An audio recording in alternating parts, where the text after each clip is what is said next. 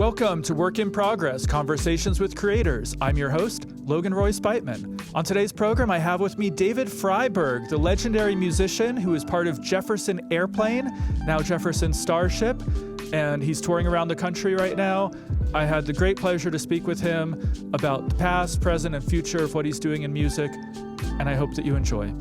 If you enjoy our podcast, please like and subscribe and consider becoming a digital subscriber to the Albuquerque Journal to help us bring you more content like this. You can find this episode and all of our podcasts on the Albuquerque Journal website, abqjournal.com, as well as YouTube, iTunes, and Spotify. See the show notes for a discount code on a digital subscription. Thank you for supporting the Albuquerque Journal, New Mexico's leading news. All right, David Freiberg, thank you so much for joining me today. Glad to be here. So, you're touring now with Jefferson Starship. I think this is one of the most iconic bands. You were there when it was Jefferson Airplane, which I think is like one of the big, seminal psychedelic bands of the 60s. And yeah, I joined for their very last tour. Yeah. But you were there. Oh, I knew Paul Kantner before we even thought of being rock and roll bands as a folk singer. So yeah. We had big ideas about trying to be folk duo until we saw the Beatles movie. Is that what's it, Hard Day's Night? Or yeah, and sure. You're like, we're gonna do that. And now I finally feel like I got in a band that's like it now, the one that's here now. It feels like family. It's wonderful. Anyway. Oh, that's great. No, that's it's a wonderful. long road getting here. Well, yeah. Well, let's talk about that, and maybe we can start with kind of when you were a folk musician. I mean, you've changed just musically so much over the years, Well, yeah, I had no idea that I'd ever. I don't know. I grew up taking violin lessons from when I was at 4 years old, and eventually switched to viola when I was in high school and got pretty good. Made the all-state high school orchestra, and then I went to got transferred to another high school that didn't have an orchestra, and I didn't like playing violin by myself, so I kind of stopped. And I started singing in choirs and acting, and Yeah. I mean, have you always you consider yourself an extroverted person? Not really particularly. Socially, I'm definitely not particularly extroverted, but just the idea of having to practice by yourself. I love music. That's basically it. Yeah. Well, and you're a multi-instrumentalist. What instruments do you, I mean, I think you probably consider yourself a bassist maybe more than anything, but I think you're also known as a keyboardist and Not lately. Not lately. I mean, I think I feel like my main thing I'm doing now is singing. Yeah. Yeah. And right now all I'm doing is playing guitar. Yeah. Instrumentally. And I was kind of like a default when the first band I got into. I mean, I had been a folk 12-string finger picker, playing, and when I got into Quicksilver Messenger Service, and there was no bass player, so they gave me a bass, and I figured out what I thought was going on. Yeah. Listen to the drums very closely. Yeah. Right. And then I think you weren't really a piano or keyboard player, but you ended up doing that as well. Well, I grew up in a house that had a piano, and my brother and sister took piano lessons, but I never did. But I think I played with it more than they did. Oh, okay. When I started, I actually never took any lessons at all. So for any instrument, well, for viola and violin, those are the only actual lessons I had. Yeah. But I mean, you can figure out. I mean, piano's like a typewriter. If you know how to read the notes, and you play it. You can play it by ear and figure out, how it all works. Mm-hmm. And it's a Yeah, good thing it's a good thing to write songs on because you got big range, you know, you can play the bass with the lower end with, you got 2 hands, and they both play notes. When you're playing a guitar, it takes 2 hands to play notes, to play 1 sure. note. Yeah, yeah, Yeah, yeah. And you also, you get to play around with all the sounds that those machines can make. absolutely. Yeah, it just kinda kinda do whatever I like to think I just kinda do whatever's needed to make music. I don't know, with a bunch of people. Yeah, That's yeah, the best that's the most fun is just hearing what everybody's doing and playing making everything mesh. That's the biggest joy there is. yeah, yeah. What's your approach to writing songs? Like, I mean, or does it depend on the song? Yeah, well, I've written a bunch of songs, but I don't consider myself particularly a songwriter, but I but I mean, you've written I mean, Jane is one that I think you had a big yeah, hand but in, right? I wrote it with people. I wrote it with Yeah, people. Yeah, I mean, I had an idea of what it was about and some of the lyrics, but I had the melody and the verses and the bridge and how it went, but I didn't have and I had a friend named Jim McPherson who was a good songwriter, and we just collaborated on the lyrics and put it together and finished the song, and to make it a great record, we had Craig Chiquiso who on the guitar, and he'd been listening to all the I kind of wrote it with an idea of it something like the Rolling Stones, uh, I don't know, Ruby Tuesday period, right. Yeah, yeah. and and, uh, and I think Craig was probably listening to, Toto. Sure. And Yeah, I hear that a little bit. he made the whole arrangement, making it kind of like a harder rock tune, Yeah, and it really worked that way. So he's responsible for that part, yeah. yeah, yeah. And Um, Paul came up with the da da dee dee dee dee dee, the oh, yeah, thing at the beginning. So there's Paul classic. too. So it Yeah. took 4 people to do it. Yeah, but I mean, the way you're saying it's just sort of like, "Oh, it just sort of came together," but I think it must, take an awful lot of work to create something like that. Yeah, took a few years before we finished it. Yeah.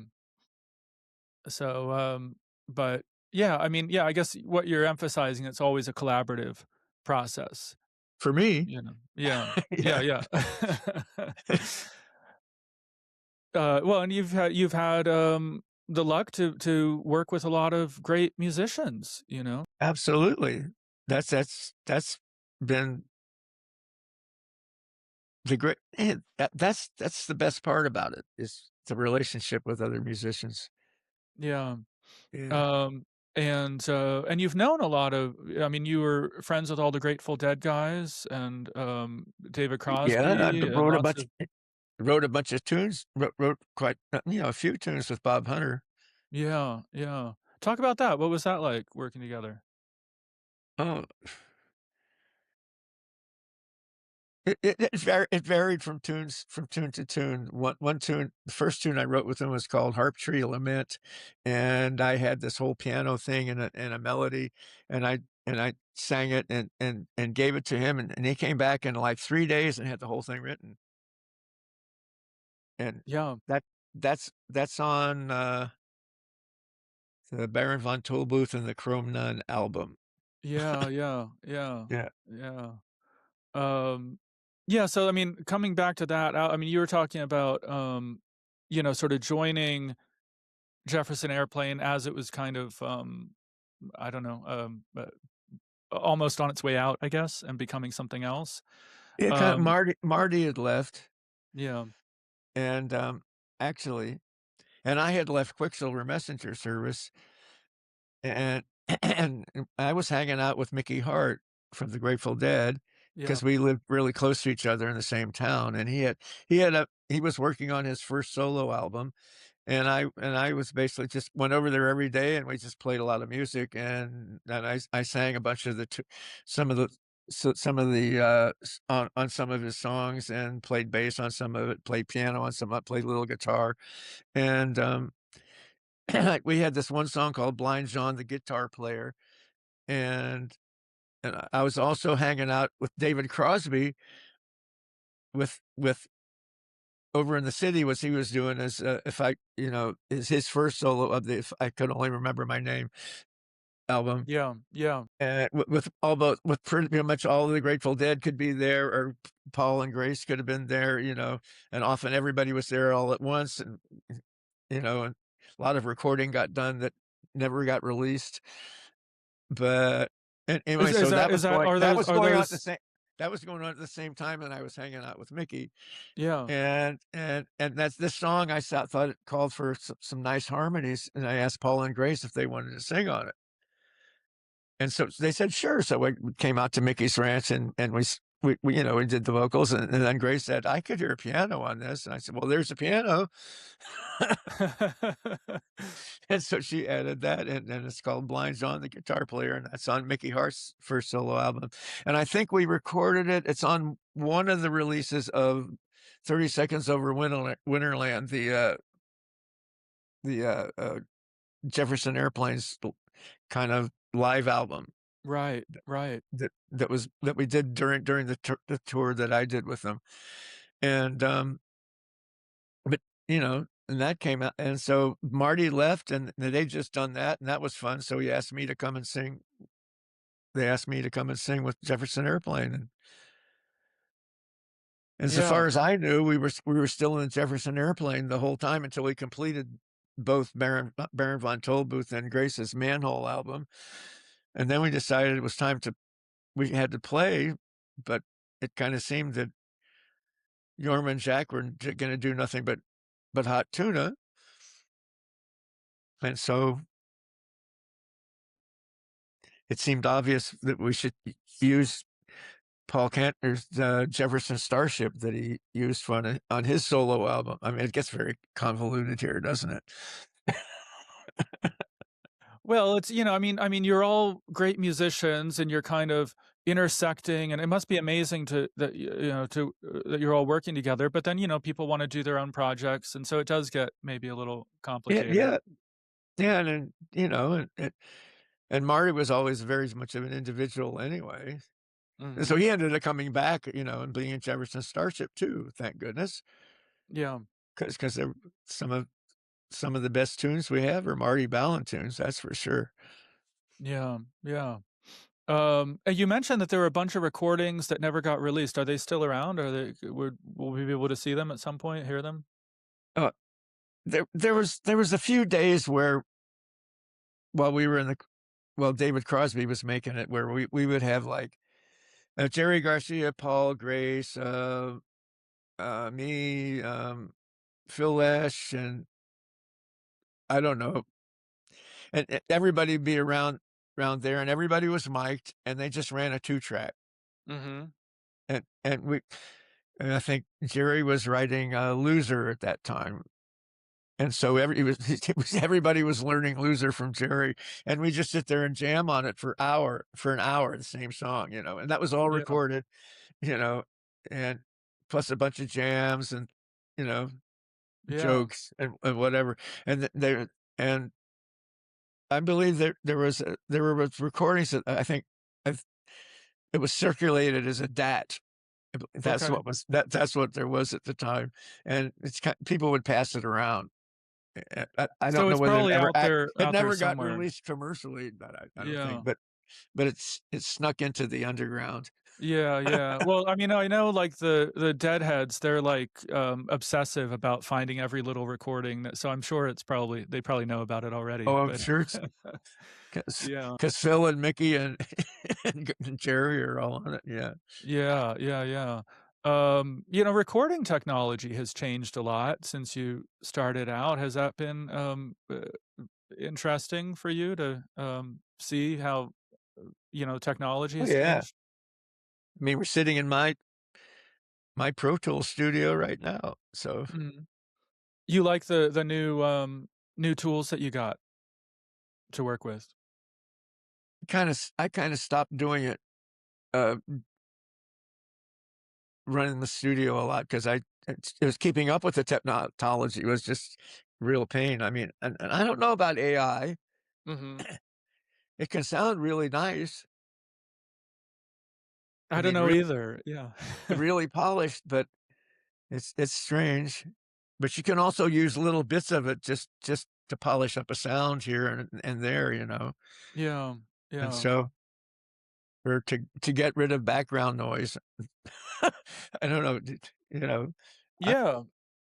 I'm open to it, but I when I hear that, you know, when everybody says, "Well, that's I'll just let Suno write this song for me. I'll just say something and give him some words, and it'll come up with a song, and it sounds like a hit." And it's and I've heard some of them, and I mean, there have been, right, Hmm. AI hits, but Yeah. But then sometimes, I it's mean, kind I of no, go ahead. well, but when we go out on the road, Jefferson Starship, I mean, there's the 5 of us, and pretty much everything that you're gonna hear is what we're doing right now. There's no Yeah. backing tracks or extra stuff, that, And I running. I love that as an audience member, someone going like, I'm there to see you, I'm not there to, just, if I wanna listen, I could just listen to the songs on my own, but I'm there because I wanna see a performance and I wanna have the heart and soul of real live musicians. Right, so it can you never know where it can go different places that Yeah. way, and if you're locked into the thing, well, it's gonna sound like the record every time, and well, you have the record, Right. Yeah. so Yeah, so yeah. what's it been like working with and touring with the current lineup of the band? Oh, it's my favorite right now. I mean, not that everybody that went before weren't important. They were absolutely important. It, it all grew into this, and everybody in our band, like has complete respect for everybody that's ever been in it. You know what I mean? Yeah. We're and like Kathy Richardson, the lead girl singer, and she'd been she was a fan since she was like 14. A and when she came into the band, she came everybody that's in the band today was singing with Paul Kantner's re you know, re version of Jefferson Starship that he restarted after s the Starship without the Jefferson was Right. was fin was finished, and they was actually disbanded as a unit there, you know? And, and so he went through I mean, Jack Cassidy and Papa John and, I were pl and Marty were members of that occasionally, Yeah. it was a very loose association, so pretty much anybody could show up, and I rejoined in, 2005, Mhm. and, and so did Donnie Baldwin, Yeah. who's still with us today, the drummer, Yeah. great drummer. Yeah. So Yeah, yeah. such a pocket. That's really great. And, oddly enough, um, the keyboard player, who also plays bass, unless we can get Pete Sears to come and play with us, but he can't go on the road very much. Yeah. But, he joined Paul's band in 1998 and has been playing with him ever since. And if you look at the amount of time that he has the unbroken amount of time that he's been in Jefferson Starship, he he is by far the oldest member of Jefferson Starship. Oh, longest, continuous, Longest years, he's yeah. been doing this he's been doing it for what it was, 28 years. Yeah, because you were there earlier, but you've gone in and out a couple times, so, Yeah. not a yeah, right. Well, I was there all the way up until 80 till they dropped the Jefferson. Yeah. And I didn't come right back when Paul started it because I was busy doing other things, but Yeah. and I had a bad taste about playing in bands that were being run like Jefferson, like Starship, because they just go through songs written by other people and picking out the hits, and then Yeah. the producer would produce it, and it it it wasn't a group project really. Yeah. I mean, it's kinda like what you're talking about earlier with AI. I mean, this wasn't AI, but it was like, producers and getting outside writers and kind of making a manufactured hit machine, I guess. And there's nothing wrong. I mean, I can't say this, it just wasn't what I do, but I mean, I have a whole lot of fun playing and singing the songs of Starship that we still put in the set. I mean, Yeah. they're fun. Yeah, yeah, They're not yeah. bad songs. It's not bad music, even if everybody's always making fun of "We Built This City." I mean, But I happen to love that song. I think that's a great song. when it came out, and I wasn't on it, but yeah, Yeah. that was the album after I left, Right. and and I liked it. I hadn't Yeah. everything against it. I thought it was cute. I mean, it's upbeat, it puts me Didn't in a make good much mood. sense, but it didn't make much sense, but it's fun, and it's fun to sing. Yeah, I don't know, do lyrics have to make sense to be good? Well, Paul Kantner would say he's he has a song called, what, Sketches of China, Mhm. which is a whole lot of fun to sing, and when I asked him what it means, he says, "I have no idea what it means." Yeah, I just wrote it. What am I Well, the words really sounded good. Yeah, Yeah. yeah. Well, sometimes I mean, I know alright, you're known for, having, indulged in different substances. You were arrested a couple times for marijuana in your youth and More have than a done couple. yeah. That must be I mean, that's a huge change to think that now it's, like, legal in so many places and sort of there all Yeah, that stigma is gone, like it should be, and now that it's yeah. legal, I hardly ever touch it, but Oh, really? You were yeah. just doing it to be a rebel, and now that it's legal, you're like, "Oh, it's square?" No, I really not really. I thought it was I thought it helped the music as far as I was concerned. Yeah. It took it new places. Mhm. Like, I mean, you feel like would you play differently when after, if you are stoned or, like, would you be more creative or, what was the actual effect of it on you? You could go off of what you'd practiced and something, what how it was rehearsed and actually written as a song. I mean, we made a 25 when I was in Quicksilver, we made like a 25-minute version of "Who Do You Love" and put it Mm, out, and, it just went all kinds of places. It yeah. we just followed everything and went along with it. What somebody else was doing and say, "Okay, we'll jump on that."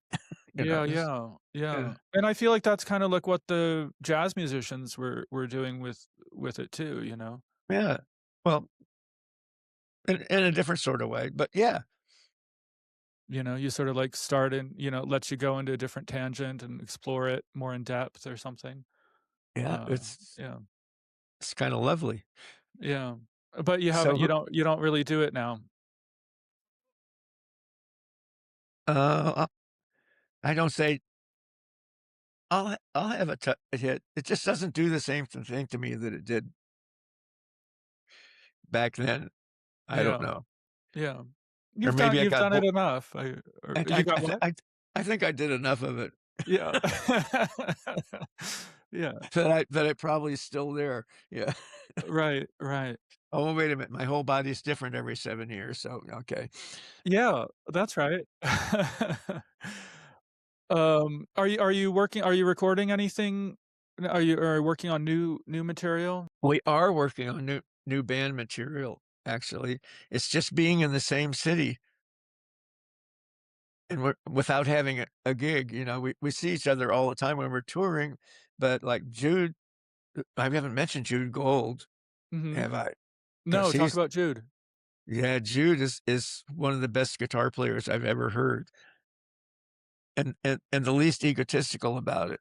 Yeah. He would never admit because every single guitar player that he meets, he he's a fan of. Yeah. I mean, it's he has a podcast, you know, called No Guitar is Safe, and if you could think of a great guitar player, he's already had a podcast with them. Yeah. Yeah. Yeah. It's Yeah. there, you can find everybody on there. Joe Satriani, you know, anybody. Yeah. Yeah.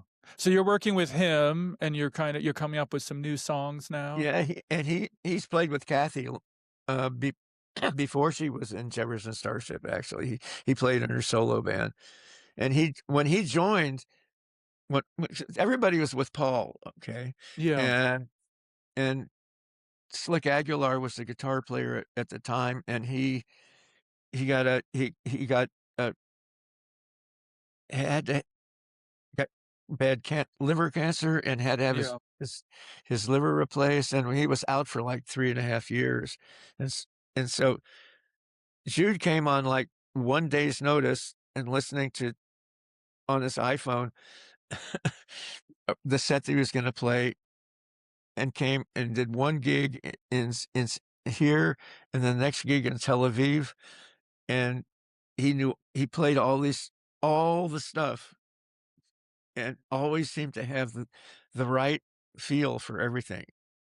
His ears are wide open, he hears everything, Yeah. and, immediately it just it all of a sudden the band felt like it was complete once it was him, all of a sudden we Kathy felt it, Chris Smith, the guitar player, who's also my son-in-law. Uh-huh. He married my daughter, bless his heart, and, and, a and Donnie, and it just all of a sudden and Paul. Yeah. And Paul would felt the same thing.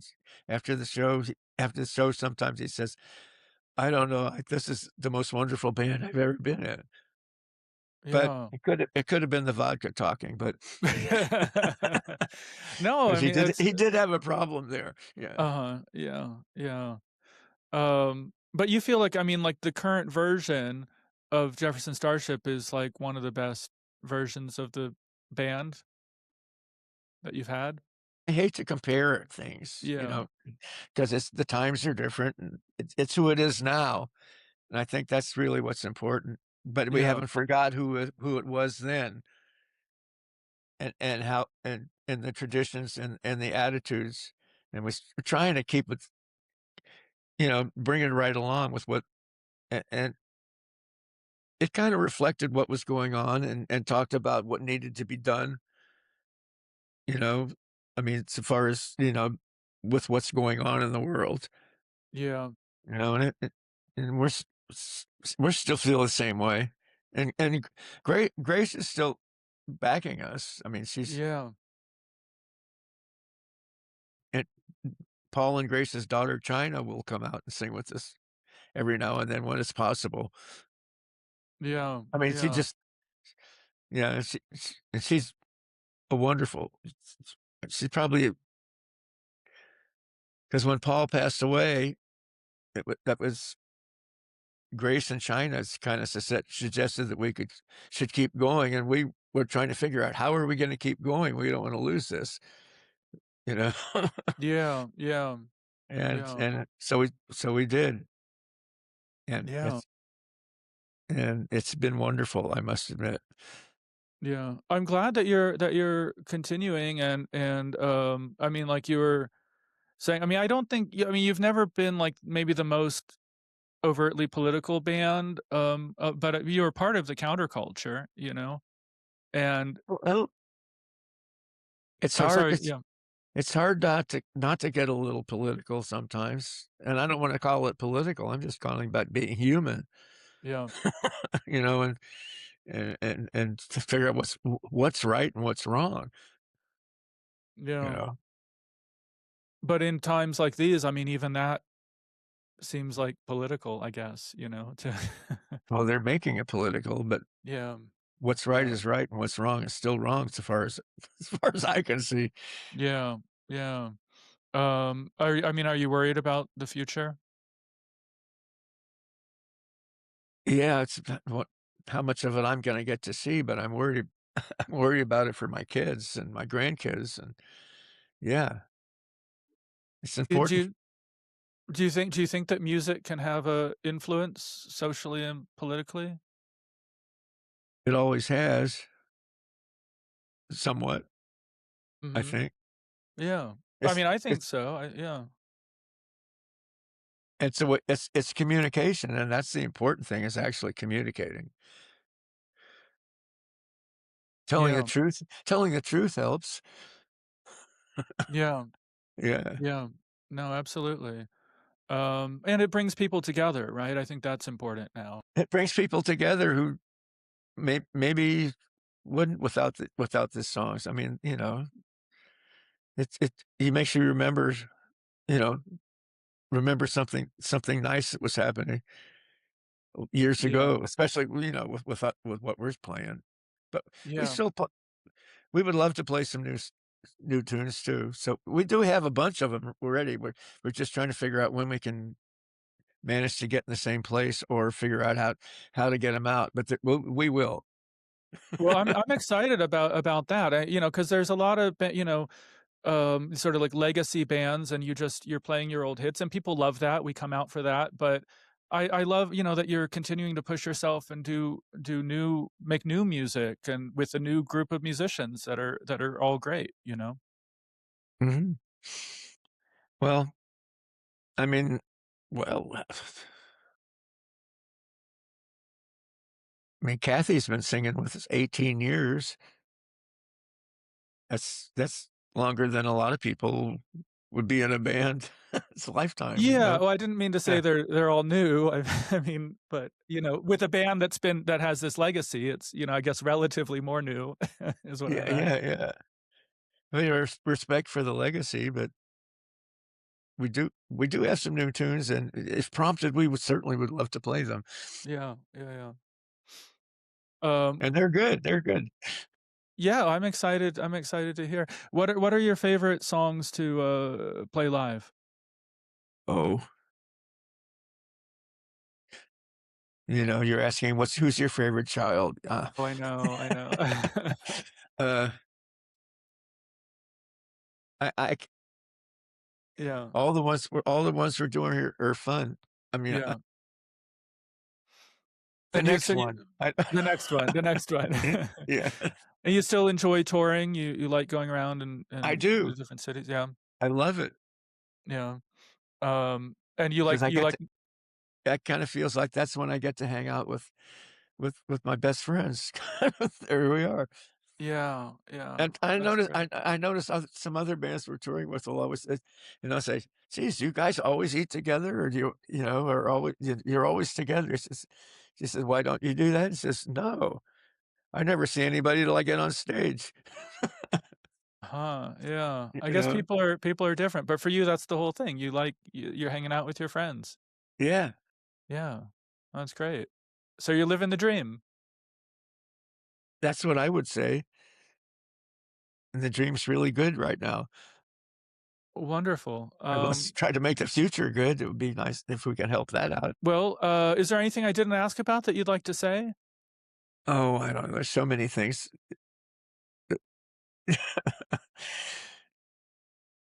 Are you excited Uh, about coming to New Mexico? yes, I was New Mexico is a great place, and although that's we've been there before, I think, where we're playing, right? I don't know. I'm new to New Mexico myself, so I haven't seen you here, but, We're playing at a casino, correct? mhm, yeah. The Buffalo Thunder? Buffalo Thunder, yeah. Yeah. Uh, is that one gonna be with Marshall Tucker? I think so. Uh, I I have to double I check. think we're co-doing that one, yeah. We'll cut this out of the interview because we're neither of us remember.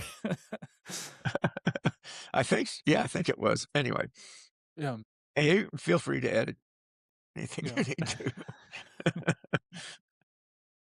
But you're excited about coming here. What do you like about New Mexico? Breathing. It's I don't know. It's it's hard to put your picture on it, your hand on it, but it's a unique place. There's so Yeah. many old old places and, mountains, and I don't know, it's Yeah. beautiful. Yeah.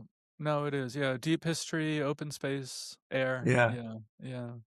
Well, thank you so much for being here. This has been really a pleasure and an honor to speak with you. So thank you. Oh, man. Honor's mine. Thank you so much.